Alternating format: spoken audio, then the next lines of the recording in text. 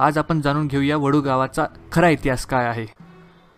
संभाजी महाराजांना अग्निडाग कोणी दिला? भीमा कोरेगावच्या लढाईत महार बांधव इंग्रजांच्या बाजूने का लढले?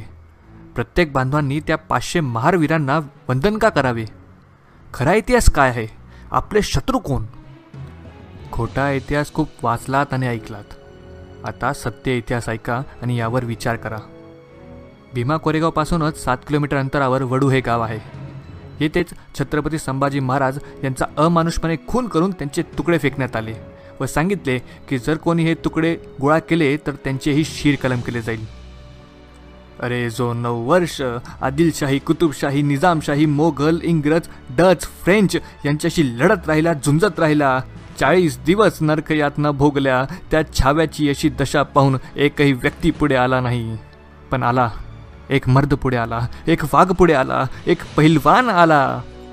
त्याला ही बातमी समजली, त्याने धाडस करून सर्व तुकडे जमा करून स्वतःच्या घरी आणले।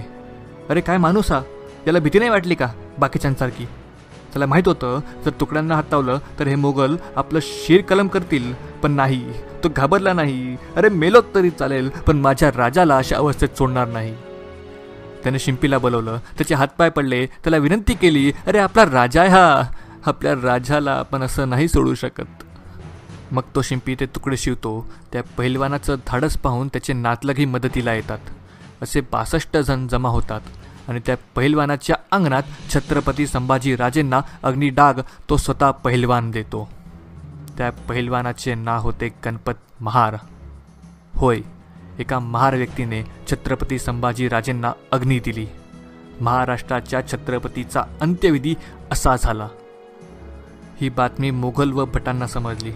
त्यांनी गणपत महार आणि बाकी मंडळींचे शीरकलम केले व महार जातीस दिवसा बाहेर पडण्यास बंदी घातली। चालताना कमरेत झाडू आणि गळ्यात मडके अशी शिक्षा भटांनी सुनावली। इंग्रज भारतात आलेले होते, त्यांना पुण्यात शिरायचं होतं, पेशव्याविरुद्ध त्यांना यश मिळत नव्हते। हे सर्व एक तरुण पाहत होता, त्याचे नाव सिद्धटेक महार होते। तो इंग्रजसोबत करार करतो, तुम्हाला हे राज्य आम्ही मिळवून देतो, तुम्ही फक्त आम्हाला या झाडू आणि मडक्यापासून मुक्त करा। हा सिद्धटेक 500 वीरांना सोबत घेऊन छत्रपती संभाजी महाराजांच्या समाधीवर जाऊन दर्शन घेतो आणि काय म्हणतो, राजे आम्ही तुमच्या खुनाचा बदला घेण्यास निघालोय, शक्ती द्या, आशीर्वाद द्या। निष्ठा याला म्हणतात। अशोकानंतर सम्राट नाही, तुकोबानंतर जगद्गुरू नाही, जिजाऊनंतर संस्कार नाही, शिवबानंतर छत्रपती नाही, शंभूराजेनंतर आचरण नाही, वाल्यानंतर परिवर्तन नाही, ज्योतिबानंतर सत्यशोधक नाही, सावित्रीनंतर शिक्षण नाही, बाबासाहेबांनंतर संविधान नाही, मावळ्यानंतर मरण नाही, अरे माणसा हा जन्म पुन्हा नाही। अरे साधं छत्रपती शिवाजी महाराजांचं, छत्रपती संभाजी महाराजांचं नाव जरी घेतलं तरी अंगावर काठा उभा राहिल्याशिवाय राहत नाही, रक्त सळसळल्याशिवाय राहत नाही। आणि हा सिद्धटेक व त्याचे 500 वीर छत्रपती संभाजी महाराजांच्या समाधीचे दर्शन घेऊन लढायला जातो आणि 28,000 सैन्याला पराभूत करतो। अरे काय शौर्य त्या वीरांचे! जातीच्या नावावर आज आपण या तमाम महापुरुषांना वाटून घेतलं आहे। सम्राट अशोकाची जात धनगर, बाबासाहेबांची जात महार आणि महात्मा फुले माळी समाजाचे। अरे या महापुरुषांनी कधी आपापसात जातीभेद केला नाही। अण्णाभाऊ साठेंनी गुरु मानले बाबासाहेबांना, बाबासाहेबांनी गुरु मानले राष्ट्रपिता महात्मा फुलेंना, महात्मा फुलेंनी गुरु मानले छत्रपती शिवाजी महाराजांना, शिवरायांनी गुरु मानले राष्ट्रसंत तुकाराम महाराजांना, तुकारामांनी गुरु मानले तथागत गौतम बुद्धांना। या महापुरुषांचं राजकारण करणाऱ्या राजकारण्यांनी या महापुरुषांना विशिष्ट धर्माच्या बेडीत अडकवले आहे।